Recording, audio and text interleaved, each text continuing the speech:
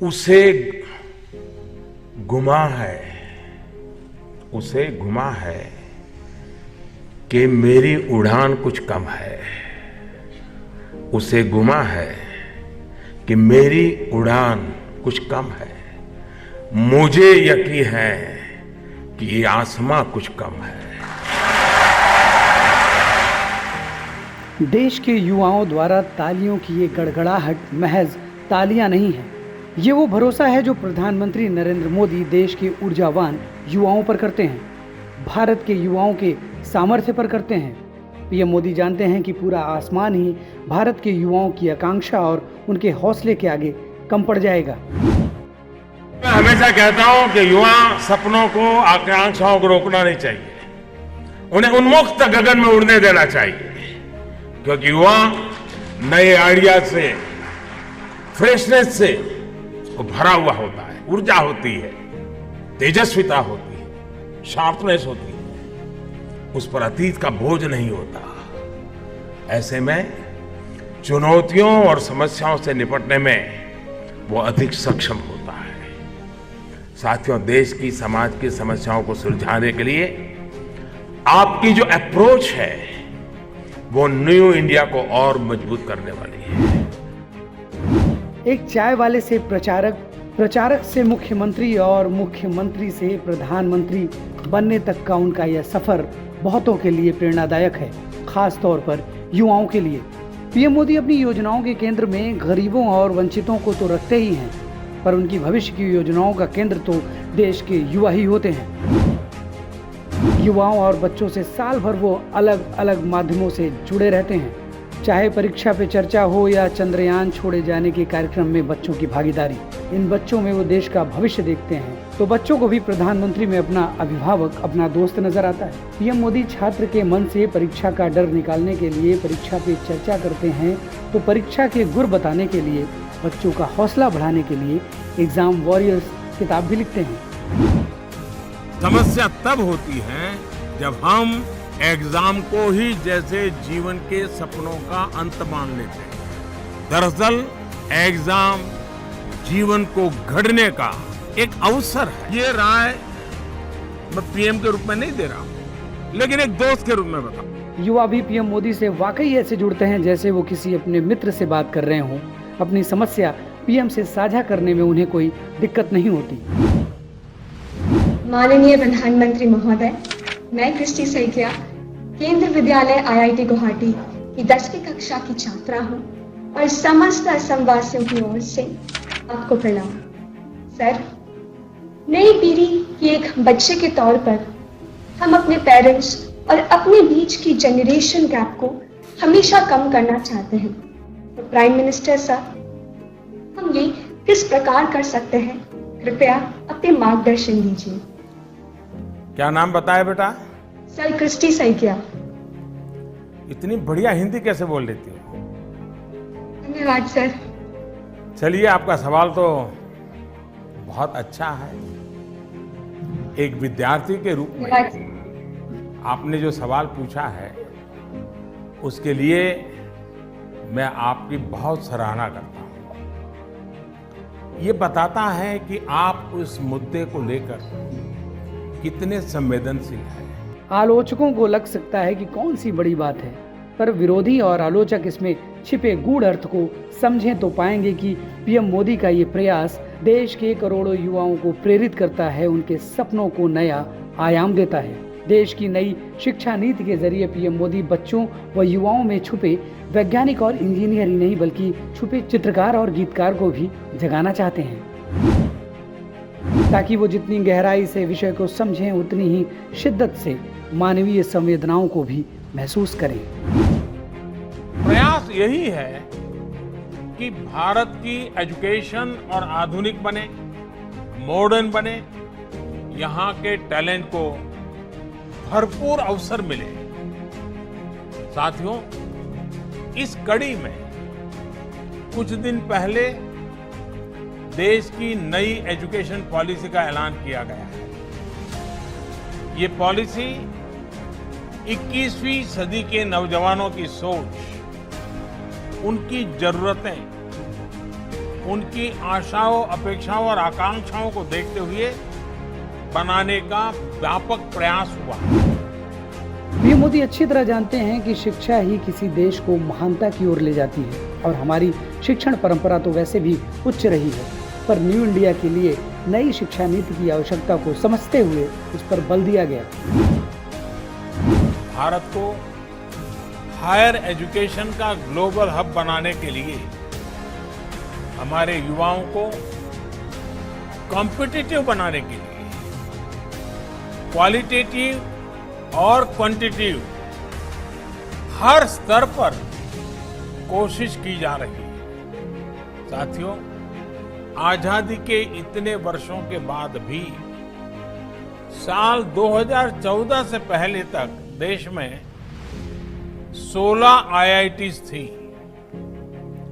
बीते 6 साल में औसतन हर साल एक नई IIT खोली गई है। इसमें एक कर्नाटका के धारवाड़ में भी खुली है।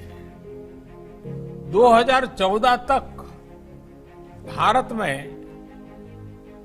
9 ट्रिपल IITs थी। इसके बाद के 5 सालों में 16 ट्रिपल IIT बनाई गई है। बीते 5-6 साल में 7 नए IIM स्थापित किए गए हैं, जबकि उससे पहले देश में 13 IIM ही थे। देश के युवाओं से पीएम मोदी मन की बात में अपने विचार साझा करते हैं। नरेंद्र मोदी जो कहते हैं उसका असर व्यापक होता है, चाहे नोटबंदी हो या स्वच्छता अभियान या फिर आत्मनिर्भर भारत। देश की जनता के साथ साथ युवाओं का जो समर्थन, जो प्यार उन्हें मिलता है, उसके आगे विपक्ष के राजनीतिक विरोध का किला भी ध्वस्त हो जाता है। पीएम मोदी देश के युवा से अपील करते हैं और युवा उन्हें समझता और मानता भी है। I would specially urge my young friends to have a look at the Bhagavad Gita. The teachings are extremely practical and relatable. In the middle of fast-paced lives, the Gita will provide an oasis of calm and peace. It is a practical guide for several dimensions of life. Never forget the famous verse, Karmanyevadhikaraste ma phaleshu kadachana. It will free our mind from fear of failure and put our focus on our action. ऐसे तमाम मौके आए हैं जब युवाओं से वो साक्षात्कार करते हैं, उनका हौसला बढ़ाते हैं, उनका मनोबल बढ़ाते हैं। बड़ा टिकलिश सवाल है। पीएम मोदी युवाओं से मन की बात करते हैं तो उनके मन की बात भी पूरी शिद्दत से सुनते हैं, क्योंकि वो जानते हैं कि युवाओं के मन की बात में ही भारत का सुनहरा भविष्य छिपा हुआ है। मैं उस देश की नागरिक हूँ जहाँ छत्रपति शिवाजी महाराज और सम्राट अशोक जैसा राजा था। मैं उस देश की नागरिक हूँ जहाँ हर 50 मील पर रूप, पहनावा, मजहब बदल जाता था। मैं उस देश की नागरिक हूँ जहाँ डाल डाल पर सोने की चिड़िया को पाया जाता था। मैं उस देश की नागरिक हूँ जिसे अपने भूगोल के पहले इस ब्रह्मांड का भूगोल समझ आता था।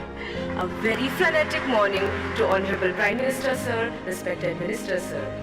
This is Shweta Umre from Government Institute of Forensic Sciences, Rashtra Sant Tukadoji Maharaj University, Nagpur, Maharashtra.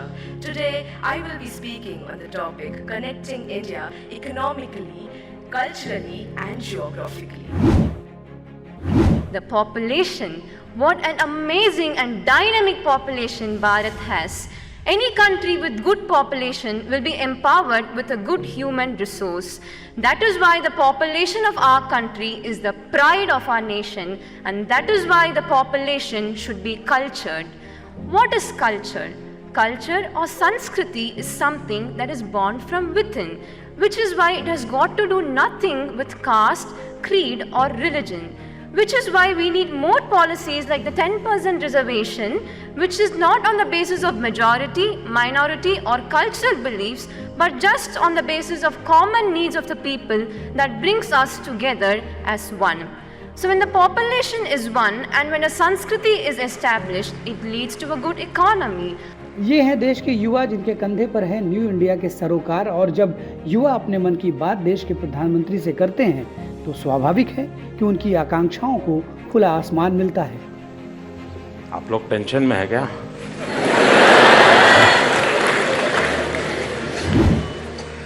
और यही बातें तो आपको इनोवेटिव बनाती है, नए नए आइडिया लाती है। आज का युवा मल्टीटास्किंग के लिए पहले से ही तैयार है और इसलिए कई काम एक साथ करता है। वो एम्बिशन से भरा हुआ है क्योंकि वो बहुत तेजी से आगे बढ़ना चाहता है और यही तो न्यू इंडिया का आधार है।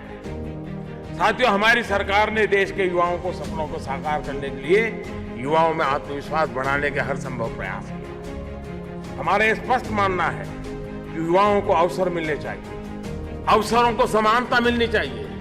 सामर्थ्य तो उसमें भरपूर है ही। यही कारण है कि शिक्षा और सरकारी सेवाओं में सामान्य वर्ग के गरीब युवा साथियों के लिए 10% आरक्षण का ऐतिहासिक फैसला हमारी सरकार ने किया। दूसरे वर्ग के अधिकार में छेड़छाड़ किए बिना यह काम किया गया। नरेंद्र मोदी समान अवसर की उपयोगिता को भली भांति समझते हैं और जानते हैं कि युवाओं की राह में क्या बाधाएं आ सकती हैं। इसलिए वो हमेशा युवाओं के मार्ग से मुश्किलों को हटाने के लिए तत्पर रहते हैं। साथियों, अवसरों की समानता तभी सुनिश्चित हो जाती है जब सिस्टम से परिवारवाद, भाई भतीजावाद, अपना पराया, भ्रष्टाचार सब दूर हो। और इसके लिए भी एक के बाद एक कई निर्णय लगातार किए जाते हैं, चाहे वो स्पोर्ट्स के क्षेत्र में ट्रेनिंग और सिलेक्शन की प्रक्रिया में पारदर्शिता लाने की बात हो या फिर स्टार्टअप के माध्यम से युवाओं के आइडियाज को देश की ताकत बनाने की बात हो। हम एक सही दिशा में आगे बढ़ रहे हैं और इसका पूरा लाभ उठाने और भविष्य में इन कार्यों का नेतृत्व करने की जिम्मेदारी भी आप जैसे नौजवानों की है। चौथी औद्योगिक क्रांति के इन शुरुआती वर्षों में भारत तेजी के साथ आगे बढ़े, स्टार्टअप की दुनिया में, इनोवेशन की दुनिया में, गरीबी को समाप्त करने के प्रयासों में पूरे विश्व में मिसाल कायम करे। इसके लिए प्रयत्न हम सभी को मिलकर के करना है। देश का युवा देशभक्ति की भावना से ओतप्रोत हो, इसलिए पीएम मोदी देश के सभी लोगों, खासकर युवा साथियों से आह्वान भी करते हैं कि वो देश के स्वतंत्रता संग्राम सेनानियों के बारे में, आज़ादी से जुड़ी घटनाओं के बारे में लिखें। पीएम मोदी कहते हैं कि अपने इलाके में स्वतंत्रता संग्राम के दौरान बहादुरी की गाथाओं के बारे में किताब लिखें। यह क्रांतिकारियों के लिए सच्ची श्रद्धांजलि होगी। लेखनी के जरिए आने वाली पीढ़ियों को अपने नायकों के बारे में पता चलेगा। युवा लेखकों के लिए इंडिया 75 की पहल भी पीएम मोदी ने ही की, और जब पीएम मोदी ये बातें कहते हैं तो हर किसी का मन जोश और ऊर्जा से परिपूर्ण हो जाता है और पीएम मोदी का युवाओं के प्रति विश्वास और प्यार देखकर भाव विभोर होना स्वाभाविक है। याद रखिए, मैं जिस पीढ़ी से रहा, आप जिस पीढ़ी से हैं, हम वो लोग हैं जिन्हें स्वतंत्रता के लिए मर मिटने का मौका नहीं मिला, लड़ने का मौका नहीं मिला, लेकिन हम वो लोग हैं जिन्हें देश के लिए जीने का अवसर मिला है। और इसलिए हमें अपनी ऊर्जा, अपनी प्रतिभा देश के लिए जीने पर, देश के निर्माण पर लगा दी।